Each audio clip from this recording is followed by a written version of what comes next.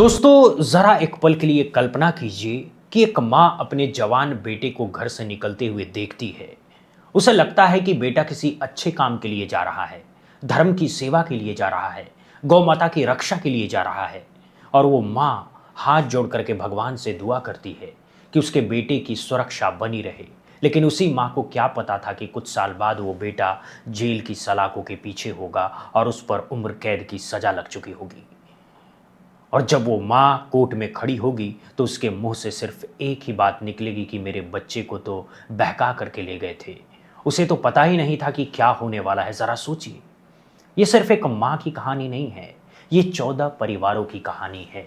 14 ऐसे परिवारों की कहानी जिनके बेटे आज जेल में हैं और उनकी जिंदगी बर्बाद हो चुकी है। आखिर हुआ क्या ऐसा कि एक अदालत को 14 लोगों को एक साथ उम्र कैद की सजा सुनानी पड़ी? ऐसा कौन सा जुर्म था जिसने पूरे देश की न्यायपालिका को हिला करके रख दिया? और सबसे बड़ी बात कि उन परिवारों को आज क्यों ये एहसास हो रहा है कि उनके बच्चों को धर्म के नाम पर बरगलाया गया था। आज की इस रिपोर्ट में मैं आपको ले चलूंगा एक ऐसी कहानी पर जो आपकी आंखें खोल देगी, एक ऐसे सच पर जो आपको झकझोर करके रख देगी, और एक ऐसी हकीकत पर जिसे जानना हर हिंदुस्तानी के लिए बहुत ज़रूरी हो गया है। तो बने रहिए हमारे साथ, क्योंकि एक के बाद एक ऐसे खुलासे होने वाले हैं जिनके बारे में जानकर शायद आप भी कहेंगे कि अब वक्त आ गया है सोचने का, अब वक्त आ गया है समझने का। तो शुरू करते हैं इस पूरी कहानी को बिल्कुल शुरुआत से। ये पूरा मामला मध्य प्रदेश से जुड़ा हुआ है। मध्य प्रदेश की एक तहसील है जिसका नाम है सिवनी मालवा। और इसी तहसील में आज से करीब 4 साल पहले एक ऐसी घटना हुई थी जिसने पूरे देश को हिला करके रख दिया था। तारीख थी 3 अगस्त 2022 की।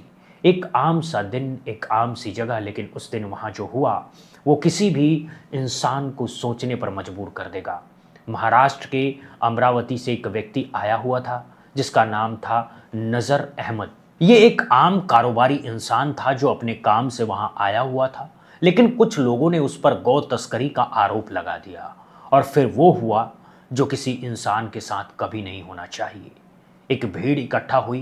वो भीड़ खुद को गौरक्षक कहती थी और उस भीड़ ने नज़र अहमद को घेर लिया और फिर शुरू हुई मारपीट। उन्हें इतना पीटा गया, इतना मारा गया कि उनकी मौके पर ही मौत हो गई। एक इंसान जो अपने घर से किसी काम के लिए निकला था, वो लाश बनकर वापस आया घर। उसके परिवार वाले शायद आज भी उसका इंतजार कर रहे हों कि वो दरवाजे पर दस्तक देगा, लेकिन अब वो कभी वापस नहीं आएगा। और इस पूरी घटना ने पूरे देश में हलचल मचा दी। पुलिस ने मामला दर्ज किया, जांच शुरू हुई, गिरफ्तारियां हुई और फिर शुरू हुआ एक लंबा कानूनी सफर जो पूरे 4 साल तक चला। अब 4 साल बाद, यानी अभी हाल ही में, सिवनी मालवा की एडीजे कोर्ट ने अपना फैसला सुनाया। और यह फैसला ऐसा था जिसने एक तरफ इंसान की उम्मीद को जिंदा रखा और दूसरी तरफ कई लोगों को सोचने पर मजबूर कर दिया। कोर्ट ने 14 आरोपियों को दोषी पाया और सभी को आजीवन कारावास की सजा सुना दी। अब जरा कोर्ट का वो दृश्य अपनी आंखों के सामने लाइए। जैसे ही जज साहब ने सजा सुनाई, वैसे ही कोर्ट परिसर में चीखें गूंजने लगी। माएँ रो रही थी, बहनें बिलख रही थी, पिता हाथ जोड़ रहे थे, पत्नियां जमीन पर बैठ करके सिर पकड़े हुए थी। हर तरफ रुदन का माहौल था। फिर जब पुलिस इन दोषियों को जेल ले जाने के लिए वाहन में बैठा रही थी, तब परिवार वालों का गुस्सा और बढ़ गया। कुछ परिजन तो पुलिस वाहन के सामने ही लेट गए कि हमारे बच्चों को नहीं ले जाने देंगे। कुछ ने वाहन को हाथों से रोकने की कोशिश की। पुलिस और परिवार वालों के बीच धक्का मुक्की हुई, सीना झपटी हुई। काफी मशक्कत के बाद पुलिस ने स्थिति को संभाला और सभी दोषियों को जेल भेजा गया। लेकिन सबसे चौंकाने वाली बात कोर्ट के बाहर सामने आई, जब परिसर वालों ने बताया कि असली कहानी क्या है। उन्होंने रोते रोते मीडिया को बताया कि कुछ लोग हमारे बच्चों को बहका करके ले गए थे। उनसे कहा गया था कि गौ सेवा करनी है, धर्म की रक्षा करनी है, गाय बचानी है, और हमारे बच्चे उन बातों में आ गए। वो लोग जिन्होंने हमारे बच्चे को बरगलाया था, आज वो कहाँ हैं? वो कौन है जो हमारे बच्चों के दिमाग में ये बातें भर रहे थे कि चलो धर्म के नाम पर किसी की जान ले लो। अब हमारे बच्चे जेल जा रहे हैं, उनकी ज़िंदगी ख़त्म हो रही है, और वो असली अपराधी जो इनको भड़काने वाले थे वो आज भी आज़ाद घूम रहे हैं और किसी और के बच्चे को बरगला रहे हैं। तो ज़रा सोचिए कि एक तरफ ये परिवार है जो आज अपने बच्चों की वजह से बर्बाद हो चुके हैं, और दूसरी तरफ वो बड़े लोग हैं, वो बड़े संगठन हैं जो आज भी फल फूल रहे हैं। जो आज भी नौजवानों को धर्म के नाम पर इस्तेमाल कर रहे हैं। और इसी बात पर पंखुड़ी पाठक नाम की एक जानी मानी हस्ती ने सोशल मीडिया पर बहुत ही गहरी बात लिखी है। उन्होंने लिखा है कि हत्यारों के परिजन कह रहे हैं कि बच्चों को गौ रक्षा के नाम पर बहका करके ले गए और हत्या करवा दी। इसीलिए कहते हैं कि हिंदुओं को बहुत सचेत रहना होगा, अपने बच्चों को बजरंग दल जैसे और तमाम रक्षा दल जैसे संगठनों से दूर रख करके अपने बच्चों को अपराधी और हत्यारा बनाने से बचाना होगा। अब ये बात बहुत गहरी है और इस पर हर माता पिता को सोचना चाहिए, क्योंकि आजकल जो हो रहा है वो ये है कि नौजवान बच्चे जिनकी उम्र पढ़ाई लिखाई की है, जिनकी उम्र कुछ बनने की है, वो धर्म के नाम पर अपराध की दुनिया धकेले जा रहे हैं। उनके हाथों में किताब की जगह हथियार दिए जा रहे हैं और जब वो हथियार चला करके किसी की जान लेते हैं तब उनके परिवार वालों को होश आता है, तब उन्हें एहसास होता है कि अरे ये क्या हो गया। लेकिन तब तक बहुत देर हो चुकी होती है, तब तक उनके बच्चों की ज़िंदगी बर्बाद हो चुकी होती है। और इसी बीच एक और घटना सामने आई है जो आपको और ज़्यादा हैरान कर देगी। मामला है महाराष्ट्र के जलगांव का। जलगांव में एक मौलाना थे जिनका नाम है हाफिज़ कासिम। वो नमाज पढ़ करके अपने घर लौट रहे थे, रास्ते में चल रहे थे अपने ही ख्यालों में खोए हुए, तभी अचानक कुछ असामाजिक तत्वों ने उन्हें घेर लिया। अब आप समझिए कि एक अकेला इंसान और कई लोग मिल करके उसे घेरते हैं। उन्होंने मौलाना के साथ बदसलूकी की, उनके साथ धक्का मुक्की की, उन पर दबाव बनाया कि जय श्री राम के नारे लगाओ। अब सोचिए, एक इंसान जो अपनी इबादत करके लौट रहा है, उस पर दूसरे धर्म के नारे लगाने का दबाव बनाया जा रहा है। क्या ये किसी भी सभ्य समाज में स्वीकार किया जा सकता है? लेकिन ये तो शुरुआत थी। इन लोगों ने इस पूरी घटना का वीडियो भी बनाया और फिर उस वीडियो को सोशल मीडिया पर वायरल भी कर दिया। उन्हें लगा था कि वो बहुत बहादुरी का काम कर रहे हैं, उन्हें लगा था कि लोग उनकी तारीफ करेंगे, लेकिन हुआ इसका उल्टा। एक राजनीतिक नेता, एमआईएम के नेता वारिस पठान ने इस मामले में एफआईआर दर्ज करवा दी और जैसे ही एफआईआर दर्ज हुई वैसे ही उन नफरत फैलाने वाले युवकों की हालत खराब हो गई। वो जो पहले शेर बने हुए थे वो अचानक से बकरी बन गए। उन्होंने वीडियो बना करके सोशल मीडिया पर डालना शुरू कर दिया कि माफ़ कर दीजिए, हमने गलती की, हम पर कार्रवाई मत करवाइए। अब ज़रा सोचिए, जब अकेले मुसलमान को पकड़ा था तब इनका दम कहाँ गया था? जब झुंड में मिलकर के कमज़ोर इंसान पर अत्याचार कर रहे थे तब इनकी बहादुरी कहाँ गई थी? और अब जब एफआईआर हो गई है तो माफ़ी मांग रहे हैं ये। इनकी असली बहादुरी ये है, इनका असली चरित्र ये लोग सिर्फ झुंड में अकेले कमज़ोर इंसान पर हमला कर सकते हैं। जब इनके सामने कोई कानून आता है तो इनकी पैंट गीली हो जाती है। और इसीलिए हर माता पिता से मेरी एक गुजारिश है कि अपने बच्चों के मोबाइल फ़ोन ज़रूर चेक करिए। देखिए कि वो किस तरह के वीडियोस देख रहा है, देखिए कि वो किस तरह के लोगों को फॉलो कर रहा है, देखिए कि वो किस तरह के संगठनों से जुड़ रहा है। कहीं ऐसा तो नहीं कि आपका बच्चा भी नफरत का ज़ॉम्बी बनता जा रहा है, कहीं ऐसा तो नहीं कि आपका बच्चा भी अगले किसी मॉब लिंचिंग केस का आरोपी बनने वाला है। क्योंकि एक बार जब बच्चा इस रास्ते पर चल पड़ता है तो उसे वापस लाना बहुत मुश्किल हो जाता है। दोस्तों, बात करते हैं एक और बहुत बड़ी और चौंकाने वाली घटना की जो महाराष्ट्र के अहिल्या नगर से सामने आई है। ये घटना बताती है कि कुछ लोग किस हद तक जा सकते हैं मुसलमानों को बदनाम करने के लिए। ज़रा कल्पना कीजिए, ईद का दिन है, मुस्लिम समाज खुशियाँ मना रहा है, घरों में सिवैयाँ बन रही है, बच्चे नए कपड़े पहन करके एक दूसरे को ईद की मुबारकबाद दे रहे हैं।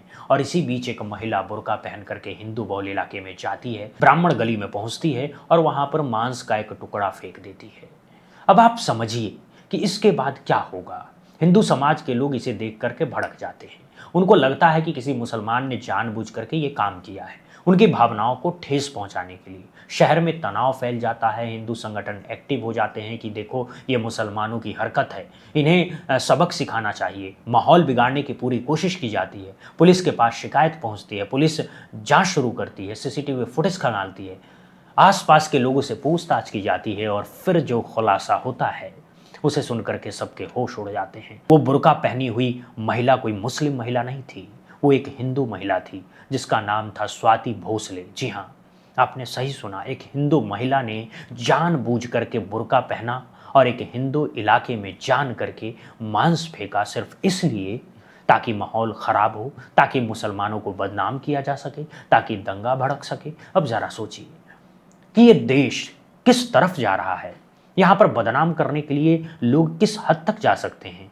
ये कोई एक छोटी सी घटना नहीं है, ये एक बहुत बड़े पैटर्न का हिस्सा है जिसमें मुसलमानों को हर तरह से बदनाम करने की साजिशें रची जा रही है। कभी उनके खाने पर सवाल उठाए जाते हैं, कभी उनके कपड़ों पर सवाल उठाए जाते हैं, कभी उनकी इबादत पर सवाल उठाए जाते हैं और कभी इस तरह से नकली घटनाएं रच करके उन्हें बदनाम किया जाता है। और सबसे बड़ी बात यह है कि जब असली सच सामने आता है तब पता चलता है कि असली अपराधी कौन था। तो वो खबर इतनी प्रमुखता से नहीं दिखाई जाती जितनी प्रमुखता से पहली खबर दिखाई गई थी। पहली खबर हर चैनल पर चलाई जाती है, हर अखबार में छापी जाती है, लेकिन जब सच सामने आता है तो उसे एक छोटे से कोने में दबा दिया जाता है। क्यों? क्योंकि सच बिकता नहीं है, नफरत बिकता है। ये गोदी मीडिया का धंधा है और ये धंधा बहुत अच्छे से चल रहा है। अब बात करते हैं एक और बेहद दुखद और चौंकाने वाली खबर की, जो कर्नाटक से सामने आई है और जो हमारे देश की पूरी न्यायपालिका पर सवाल खड़े करती है। मामला है अब्दुल कादिर का, एक ऐसा शख्स जो पूरे 17 साल तक जेल में बंद रहा। 17 साल यानी एक पूरा जवानी का दौर जेल में बीता। जब वो जेल गए थे तब शायद वो जवान थे, उनके कुछ ख्वाहिशें रही होंगी, उनके परिवार के लिए कुछ सपने रहे होंगे, लेकिन वो सब कुछ जेल की चार दीवारी के अंदर ही दफन हो गए। 17 साल कोई छोटा वक्त नहीं होता है। एक बच्चा पैदा होकर के 17 साल में बड़ा हो जाता है, कॉलेज जाने लगता है। उनके बच्चे शायद इन्हीं 17 सालों में बड़े हो गए होंगे, शादी की उम्र में आ गए होंगे, लेकिन वो अपने पिता का चेहरा भी ठीक से नहीं देख पाए। और सबसे दुखद बात यह है कि अब्दुल कादिर अंडर ट्रायल थे, यानी उन पर आरोप साबित नहीं हुए थे। उनका केस अभी चल ही रहा था। उन पर 2008 के बेंगलुरु ब्लास्ट में शामिल होने का आरोप लगा था और इसी आरोप के चलते वो 17 साल से जेल में बंद थे। और सबसे बड़ी बात कि अब बस कुछ ही दिनों में उनके केस का फैसला आने वाला था, लेकिन उससे पहले ही जेल में उनकी मौत हो गई। ज़रा सोचिए, 17 साल तक एक इंसान सिर्फ अपनी बेगुनाही साबित करने के लिए जेल में पड़ा रहा और जब फैसले का वक्त आया तो भगवान को प्यारे हो गया।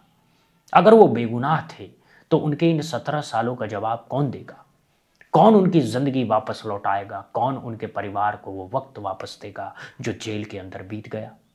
और अगर वो दोषी थे तो भी 17 साल तक केस का फैसला क्यों नहीं हो पाया?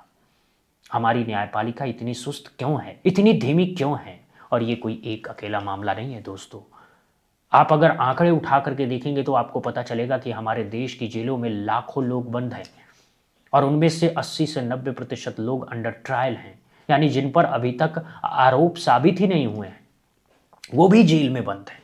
और जिनमें से ज़्यादातर लोग कौन है? मुसलमान, दलित, पिछड़े, गरीब। वो लोग जिनके पास पैसा नहीं है, वो लोग जिनके पास कोई बड़ा वकील नहीं है, वो लोग जिनकी कोई पैरवी करने वाला नहीं है। ये लोग सालों साल जेलों में सड़ते रहते हैं और हमारे देश के बड़े बड़े जज क्या कह रहे हैं? वो विदेश दौरे पर जा रहे हैं, वो बड़े बड़े सम्मेलनों में जा रहे हैं, वो बैडमिंटन खेल रहे हैं, गोल्फ खेल रहे हैं, छुट्टियां मना रहे हैं। जबकि हमारे लोग जेलों में पड़े हुए हैं। इंसाफ के इंतजार में फास्ट ट्रैक कोर्ट का गठन किया गया था कि लोगों को जल्द से जल्द इंसाफ मिले, लेकिन वहां भी हालत वही है जो आम कोर्ट में है। केस सालों साल खिंचते रहते हैं और लोग इंसाफ के इंतजार में ही दम तोड़ देते हैं। अब आप ही सोचिए, ये कैसा लोकतंत्र है, ये कैसी न्यायपालिका है जहां एक इंसान 17 साल तक सिर्फ इसलिए जेल में रहता है क्योंकि उसके केस का फैसला नहीं हो पाता। और दूसरी तरफ कुछ ऐसे लोग हैं जो खुले आम भीड़ इकट्ठा करके किसी की भी हत्या कर देते हैं और सालों तक आज़ाद घूमते रहते हैं। हालांकि मध्य प्रदेश वाले मामले में 4 साल बाद ही सही, लेकिन इंसाफ मिला है और ये एक अच्छी खबर है क्योंकि इस फैसले से एक संदेश गया उन तमाम लोगों के लिए जो धर्म के नाम पर हिंसा करते हैं। वो कानून आज नहीं तो कल आपको पकड़ेगा ज़रूर, और जब पकड़ेगा तो आपकी पूरी जिंदगी जेल की सलाखों के पीछे बीतेगी। और इस फैसले से एक सबक उन माता पिताओं को भी लेना चाहिए जिनके बच्चे ऐसे कट्टरपंथी संगठनों के चक्कर में पड़ते हैं। अपने बच्चों को संभालिए, उनकी ज़िंदगी बचाइए, पढ़ाई लिखाई की तरफ उनको भेजिए, उन्हें अच्छे संस्कार दीजिए, उन्हें इंसानियत सिखाइए। धर्म जरूर सिखाइए, लेकिन धर्म के नाम पर हिंसा करना नहीं सिखाइए, क्योंकि कोई भी धर्म हिंसा नहीं सिखाता। हर धर्म प्यार सिखाता है, हर धर्म भाईचारा सिखाता है, हर धर्म इंसानियत सिखाता है। तो दोस्तों, आपको क्या लगता है, क्या वाकई धर्म के नाम पर बच्चों को बरगलाया जा रहा है? क्या वाकई हमारी न्यायपालिका इतनी सुस्त हो गई है?